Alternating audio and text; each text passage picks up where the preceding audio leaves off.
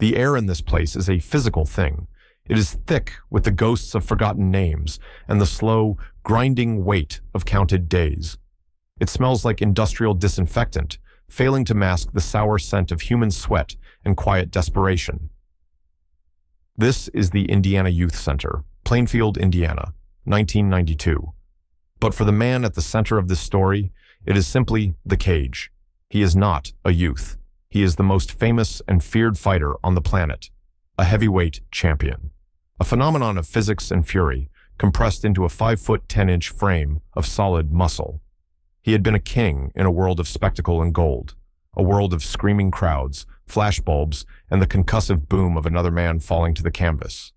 That world is gone. That world is a distant star, visible only in memory.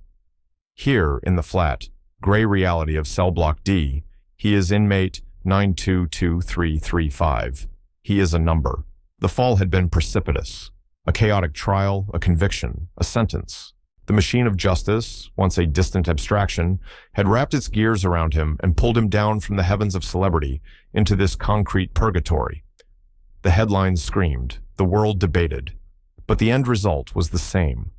The steel doors slammed shut, and the sound echoed with a finality that no referee's 10 count ever could. He arrived not with a roar, but with a sullen, simmering silence. The guards, wary and alert, processed him like any other. They took his designer clothes. They took his jewelry. They took his name and gave him the number. They tried to take his aura, but that was a harder thing to strip away. It clung to him like a second skin. The other inmates felt it instantly. This was not just another new fish. This was a fallen god. And in the brutal ecosystem of prison, a fallen god is either an object of awe or a target. Often it is both. He walks the yard with a predator's coiled energy. His head is shaved, his face set in a mask of stoic indifference, but his eyes miss nothing. He sees the hierarchies, the unspoken rules, the currents of fear and respect that dictate every interaction. He is a student of power, and this is a new and fascinating classroom. His power had always been simple, direct, explosive. It was the power of 2 fists, honed to a terrifying peak of destructive efficiency. It was the power to end a confrontation in seconds, to turn a man's confidence into a shattered ruin. But the power in here is different. It is a web, not a hammer. It is about numbers, affiliations, debts, and secrets. It is a slow-moving, venomous thing. And at the center of this web sits another man. He is not a boxer. He has never fought for a title or a multi-million-dollar purse. His kingdom is not a 24-foot ring, but this gray, suffocating block of concrete and steel. He is the king of Cell Block D. He is a man whose name is spoken in whispers, a gang leader whose influence extends far beyond these walls. His power comes from loyalty born of fear. He moves with a quiet, reptilian confidence, always surrounded by his lieutenants, his every need anticipated, his every glance interpreted as a command. He had built his empire slowly, patiently, through violence and manipulation. He understood the currency of this place better than anyone. He was the sun around which all the lesser planets of Cell Block D revolved. Then the boxer arrived. A new sun, a rival star. The king sees the way the other inmates look at the boxer, the flicker of admiration, the nervous respect. He sees the way the guards treat him with a grudging deference they afford no one else. The boxer's fame, his legend, is a form of power that the king cannot control, and he cannot abide that. A challenge that will either become legend or be buried and forgotten. A confrontation is inevitable. It is written in the physics of this closed system. 2 massive objects cannot occupy the same space without an eventual violent collision. The conflict did not start with a punch. It started, as most prison conflicts do, with a word, a test. The boxer is in the chow line. The noise of the mess hall is a dull roar of clattering trays and low conversations. He moves with the same economy of motion he uses in the ring, a man who wastes no energy. The king and his crew cut the line, stepping directly in front of him, a deliberate, public act of disrespect. The room falls silent, not completely silent. The ambient noise of the prison beyond the hall continues, but the immediate space, The bubble around the two men becomes a vacuum. Every eye is locked on them. The boxer does not move. His eyes, flat and dark, fix on the back of the king's head. He can feel the familiar surge, the hot, intoxicating rush of adrenaline that precedes violence, the feeling he had chased his entire life, the trigger. The king turns slowly, a smirk playing on his lips. He is taller than the boxer, wiry and hard. His eyes are cold, empty of everything but a hunger for dominance. "You're used to people getting out of your way, aren't you, champ?" The voice is soft, but it carries across the silent room. The boxer says nothing. His body is a loaded weapon. His mind is calculating angles, distances, the precise sequence of destruction. Left hook to the body to drop the guard, right uppercut to the chin. Over in 2 seconds. The king leans in closer, his voice dropping to a conspiratorial whisper.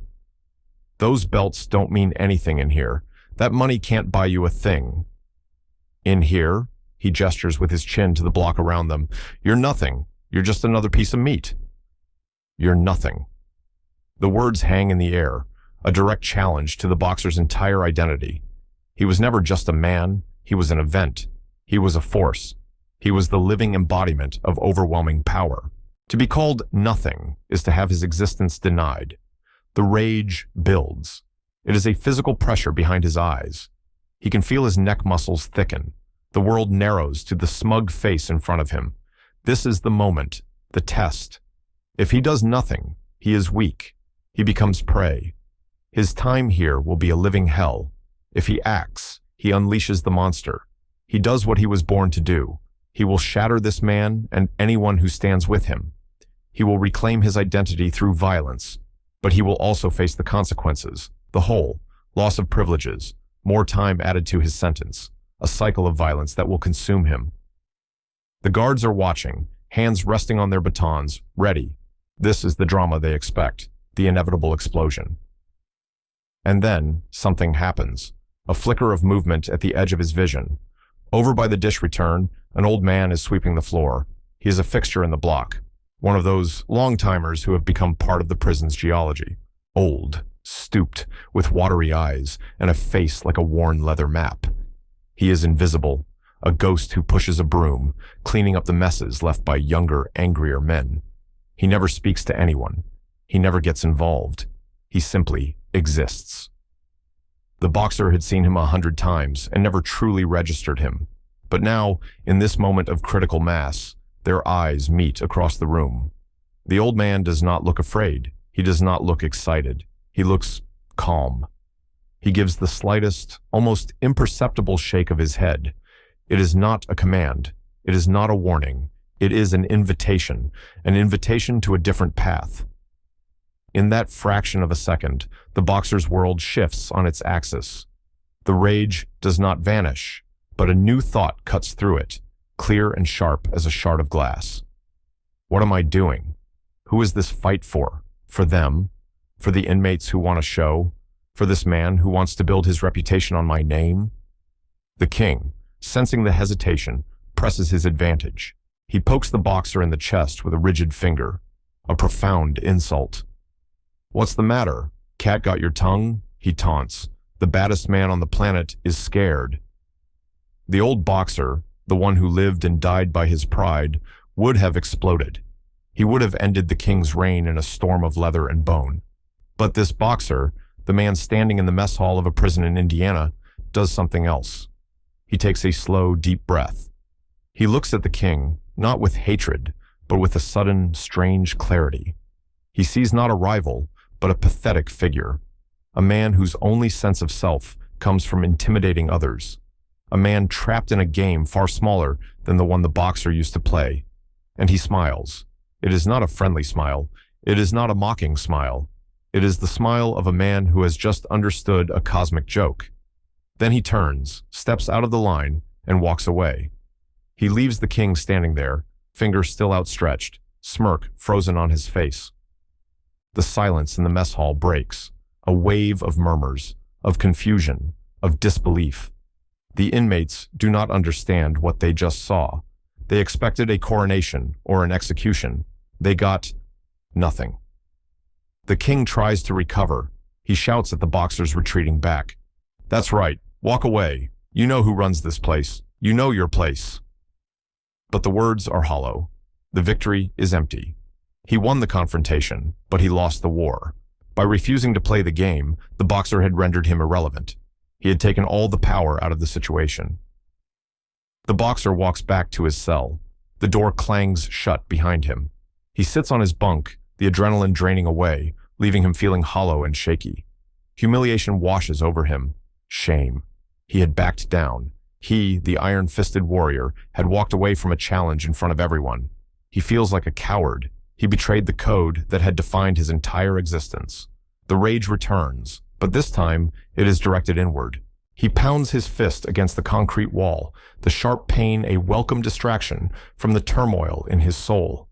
He replays the moment, the taunt, the finger in his chest, the eyes of the old man. Why? Why did he listen to the silent plea of a nobody? Why did he choose dishonor? He spends the rest of the day in a dark fugue, wrestling with the ghost of his own reputation. The whispers follow him. In the yard, in the library, he can feel the eyes on him, the judgment. The man who was once feared is now an object of pity or scorn. That evening, as the last lockdown is called, and the familiar sounds of the prison settling for the night echo through the block, he hears a soft sound at his cell door. It is the old man. He is not sweeping. He is just standing there, his hands clasped behind his back. The guard, for reasons the boxer doesn't understand, has allowed him to be there. The old man's voice is quiet, raspy from disuse. The loudest anger is often the quietest fear. The boxer looks up, his face a thundercloud of resentment. What do you want, old man? Come to laugh at the coward? The old man shakes his head slowly. I came to thank you, and to congratulate you. The boxer scoffs, a harsh, bitter sound. Congratulate me for what? For shaming myself? For letting that punk run his mouth and walk away? You think you lost today, the old man states. It is not a question. You believe that your power lies in your fists. You believe your honor is tied to never backing down. It is, the boxer growls. It's all I've ever known. You have known one kind of power, the old man corrects gently. The power of the storm, loud, destructive, impressive. It can break trees and tear down houses, but it passes. The real power, the power that endures, is the power of the mountain. It stands. It absorbs the storm. And when the wind and rain are gone, the mountain is still there. The boxer listens, his anger slowly being replaced by a grudging curiosity. That man, the old man continues, his voice barely above a whisper. The one who calls himself a king. What is his power? It is the fear of men like you. It is the expectation that a man of pride will react with violence. He sets a trap, and you are expected to walk into it. He pauses, letting the words sink in. Think. What would have happened if you had hit him? You would have hurt him. Yes, perhaps badly. You would have felt a moment of satisfaction. The inmates would have cheered, and then the guards would have descended. You would be in the hole. You would have a new assault charge. You would have more time added to your sentence. You would have given him exactly what he wanted, a way to get you out of his kingdom and prove that even the great champion must bow to the rules of this place. His rules. The boxer is silent. The logic is cold, hard, and undeniable. He did not challenge you to a fight, the old man explains. He challenged you to a game where the only winning move was not to play. A memory surfaces in the boxer's mind, a memory of his old mentor, a wise, wily trainer from a bygone era. The mentor had once told him something similar. The art of fighting is not just about hitting. It's about not being hit. It's about controlling the distance, controlling the rhythm, controlling your opponent's mind. The most dangerous punch is the one your opponent thinks you're going to throw. He had never truly understood it until now. He had always focused on the first part, the hitting. By walking away, the old man says, his eyes holding the boxer's gaze. You took his power. You showed everyone in that room that he could not control you. He screamed at your back, but you were already gone. You were in a different place, playing a different game. He was left in his little kingdom, a king with no subjects, shouting at a man who was free. Free. The word resonates in the cramped cell. It seems like a mockery. "I'm not free," the boxer says, the bitterness returning. "I'm in a cage." "Your body is in a cage," the old man replies, "but your mind? Your spirit? Today, for the first time, you exercised a freedom that no walls can contain. The freedom to choose. The freedom to act instead of react. He controls nothing. You control yourself. Now tell me, who is the more powerful man?" The question hangs in the air between them, profound and transformative. The boxer looks down at his hands. These two instruments of destruction. They had earned him hundreds of millions of dollars. They had brought him fame and glory. They had also brought him here. He had always seen them as the source of his strength, the answer to every problem. For the first time, he sees them as a liability, a crutch, a primitive tool for a simple game.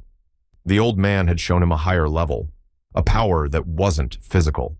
It was mental, spiritual, the power of strategic non-engagement, the strength of restraint. The humiliation he had felt all day begins to recede. In its place, a new feeling emerges. It is not pride, it is not arrogance, it is a quiet, solid sense of self, a dawning realization. He had not lost. He had won. He had won the most important fight of his life, and he had not thrown a single punch. He looks up at the old man. The watery eyes no longer look weak, they look wise. The stooped shoulders no longer look defeated, they look patient.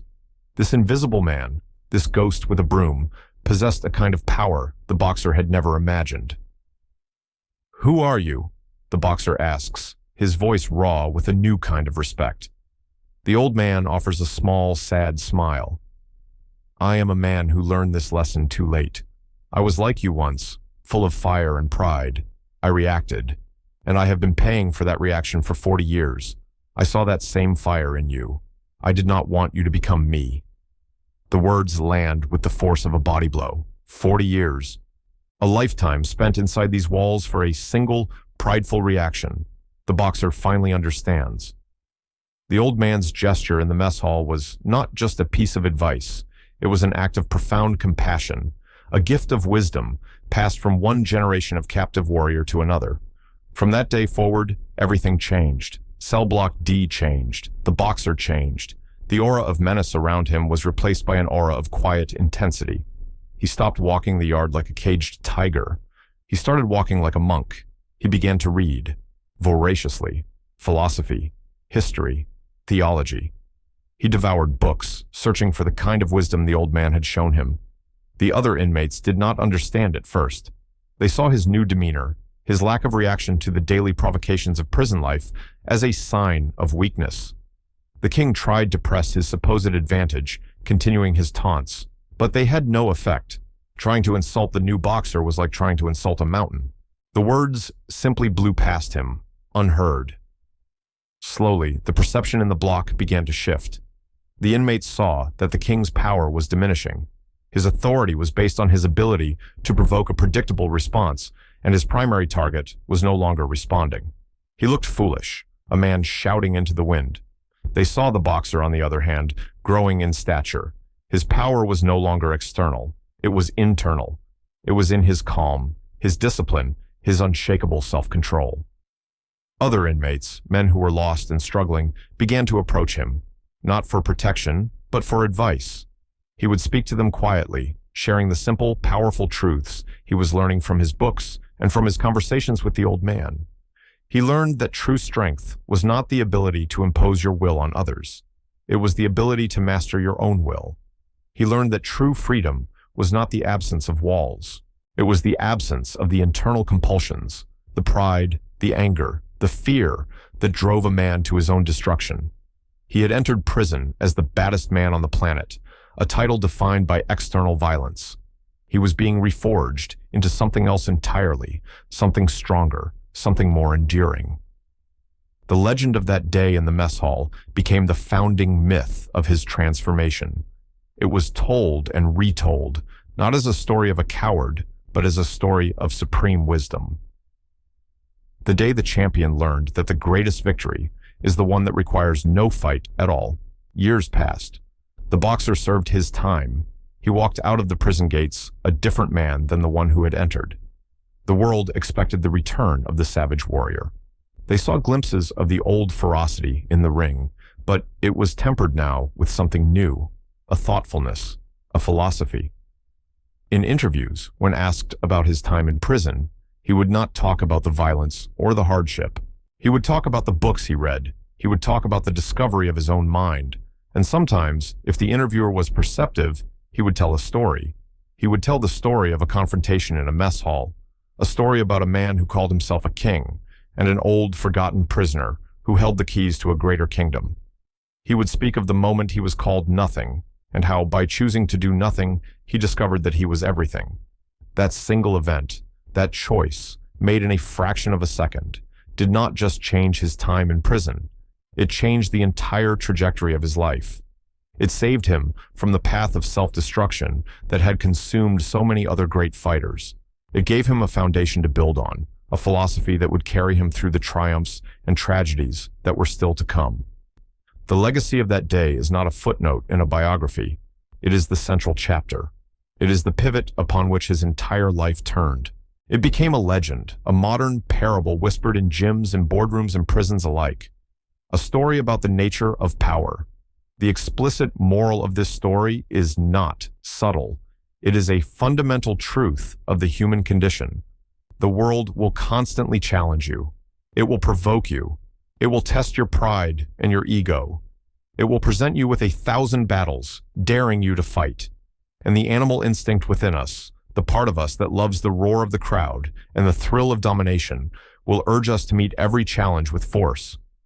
But true power, the power that defines a master, the power that leads to wisdom and peace, is not found in the reaction. It is found in the pause. It is found in the breath before the storm. It is found in the conscious, deliberate choice not to play a game you are destined to lose, even if you win. True strength is not the ability to destroy your enemy. It is the mastery of the one enemy that matters most, yourself, your own anger, your own pride, your own fear. The boxer learned this in the gray despair of cell block D. He learned it from an old man with a broom, a man who had lost his life to a single angry reaction. He learned that the greatest fight is not for a title or a prize. It is for the control of your own soul.